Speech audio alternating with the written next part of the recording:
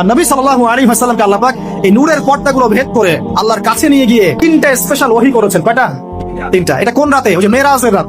তার মধ্যে প্রথমটা হচ্ছে কি 50 ওয়াক্ত নামাজ, যেটাকে কমাতে 5 ওয়াক্ত আনা হয়েছে। যেই 5 ওয়াক্ত নামাজ 90% মুসলিম পড়ে না। জরিপ চালায় দেখেন একটা এলাকায় কতজন মানুষ থাকে, আদমশুমারি করা যায় না? দেখেন মসজিদে কত পার্সেন্ট মানুষ এসেছে, আপনি একটা পরিসংখ্যান পাবেন যে কত পার্সেন্ট মানুষ নামাজি। তো তারপরে আমরা দাবি করছি যে এটা 90% মুসলিমের কান্ট্রি, ঠিক আছে? আমরা তাওহীদপন্থী মানুষ, তাওহীদি জনতা, তাই না? তাওহীদি জনতা মাঠে আছে ইত্যাদি। তাওহীদি জনতা তো মসজিদেই নাই, ও মাঠে থেকে লাভ কি? আগে মসজিদে আসেন। তাওহীদি জনতা কোথায় থাকবে? আগে মসজিদে থাকবে না? তো মসজিদেই তো নাই, তো মাঠে কি করবে? দ্বিতীয় ওহীটা ছিল সূরা বাকারার 2 বা 3টা আয়াত শেষের। যে ব্যক্তি রাতের বেলা সূরা বাকারার শেষের 3টা আয়াত পড়বে, সারা রাত নফল নামাজ পড়লে যে নেকি হয় সে নেকি হবে ইনশাআল্লাহ। তো কয়জনের মুখস্থ আছে ভাই? আলহামদুলিল্লাহ। তো আজকে থেকেই রাতের বেলা ইনশাআল্লাহ সূরা বাকারার শেষের 3টা আয়াত পড়বেন। লিল্লাহি মা ফিস সামাওয়াতি ওয়া মা ফিল আরদি থেকে ফানসুরনা আলাল কওমিল কাফিরিন পর্যন্ত পারবেন ইনশাআল্লাহ। ইনশাআল্লাহ। তৃতীয় ওহীটা ছিল, এটা শুনেন, তৃতীয় ওহীটাই সবচেয়ে ইম্পর্টেন্ট মানে আমাদের টপিকের সাথে। সেটা হচ্ছে আল্লাহ রাব্বুল আলামিন ওয়াদা করেছেন তার নবী মুহাম্মদ সাল্লাল্লাহু আলাইহি ওয়াসাল্লামকে যে তোমার উম্মতের মধ্যে যে কেউ, যে কোনো নারী পুরুষ, সাদা কালো, ধনী গরিব, হুএভার হি ইজ, যে কেউ যদি শিরক না করে মারা যায় বা শিরক মুক্ত পাপ নিয়ে আমার সামনে হাজির হয়, আমি তাকে মাফ করে দেব ইনশাআল্লাহ।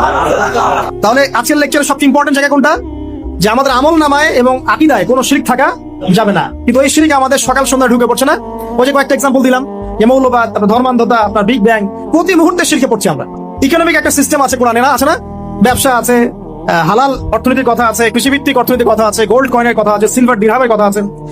ইসলামিক ইকোনমিক্স বাদ দিয়ে যদি অন্য কোন ইকোনমিক সিস্টেমকে মানুষ ইসলামের চেয়ে সেরা মনে করে, যে ইসলামের অর্থনীতির চাইতে ওটা সেরা, বা ইসলামিক অর্থনীতির চাইতে সেরা না হলেও এটা বরাবর। আল্লাহ পাক ধরেন হারাম করেছে সুদ, কিন্তু আমরা মনে করছি না এটা হালাল বা এটা খাওয়া যায়, বা অনেকে বাধ্য হয়ে খাচ্ছি, জানি যে হারাম তারপরে বাধ্য হয়ে খাচ্ছি। কেউ যদি বিশ্বাস পোষণ করে যে আল্লাহ পাক যেটা হারাম করেছেন সেটা হালাল, বা আল্লাহ পাক যেটা হালাল করেছেন সেটা হারাম, কথা বুঝতে পারছেন? আল্লাহর হালালকে কেউ যদি হারাম মনে করে, আল্লাহর আবার আপনার হালালকে কেউ হারাম মনে করে, হারামকে হালাল মনে করে, এমন আকীদাও যদি কেউ পোষণ করে, এটাও শিরক, এটাও শিরক। ওই অবস্থায় মারা গেলে মুশরিক। ওই অবস্থায় যদি মারা যায় তাহলে ওই অবস্থায় শিরকের পাপ নিয়ে কবরে যাবে। দলিল সূরা তাওবার 31 নম্বর আয়াত পড়ে দেখেন। সূরা তাওবার 31 নম্বর আয়াতটা পড়ে দেখেন। অন্য যে কোনো বিষয় হতে পারে, যেমন শেষ জামানা সম্পর্কে বলা আছে, নবী সাল্লাল্লাহু আলাইহি ওয়াসাল্লাম বলেছেন শেষ জামানায় আমার উম্মতের এক শ্রেণীর মানুষ মদকে হালাল মনে করবে, আছে না? এবং মদ পান করবে, নাম অন্য নাম দিবে।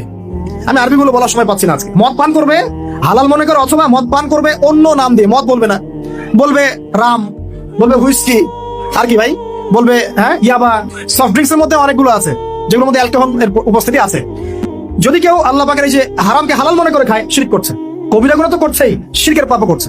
নবীজি বলেছেন আমার উম্মতে এক শ্রেণীর মানুষ বের হবে শেষ জামানায়, জিনা, পরকীয়া, ব্যভিচার এগুলোকে হালাল মনে করবে।